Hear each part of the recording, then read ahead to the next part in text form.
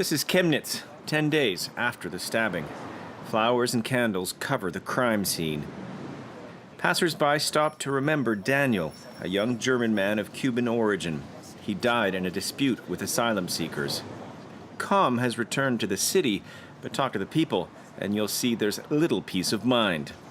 It's about hatred against foreigners and how they behave here. When I come to Chemnitz, I'm scared like never before. This used to be a city without fights and rapes, and all this is because of this new immigration. It's as if the anger was always just under the surface, waiting to explode. At City Hall, people still struggle to understand it all, and how the extreme right managed to mobilize thousands in this little town in Saxony. What really shocked me was their ability to use this murder to gather so many people under the far-right banner. So many people ready to take to the streets.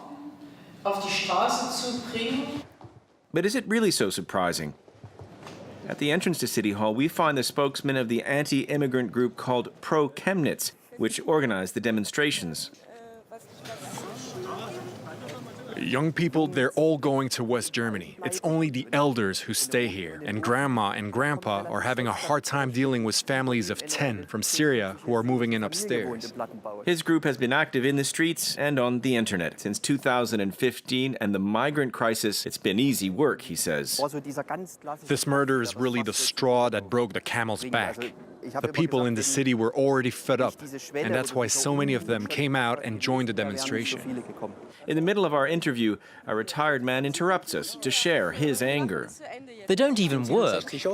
You know, I'm 67 and I've worked on construction sites for 45 years. Now the foreigners hang around on the streets and do nothing. Why don't they work? It's feelings of insecurity and the loss of social standing that helped the extreme right prosper in the former East Germany. Here, the anti-immigrant party Alternative for Germany got 27% in the last legislative elections, double its national score. Tino Schneegas says the migrant crisis was a major boost. The migrant crisis was the catalyst. Here people feel that traditional parties have abandoned them and that no one is asking them for their opinion. The crisis opened up a lot of old wounds. Now, once again in Germany, there's a great divide between left and right, east and west. And yet, while there are more foreigners in Chemnitz, there are only 20,000 out of 250,000 inhabitants.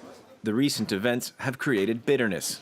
Mammon fled the war in Iraq to find refuge in Germany. Last week, police were standing guard outside the restaurant. I never thought I'd live through such a thing. I've been here 4 years. I've seen good and bad things, but nothing as serious as the demonstrations. It was really serious. There is a tense atmosphere here. Everyone goes straight home after the meal. Foreigners are afraid because of the Nazis. If you come across them in the street and you're alone, there's nothing you can do. We're scared now. For days, we haven't dared go out.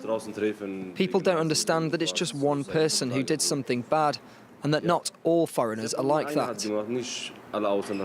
There are more demonstrations planned for Friday against Germany's migration policy.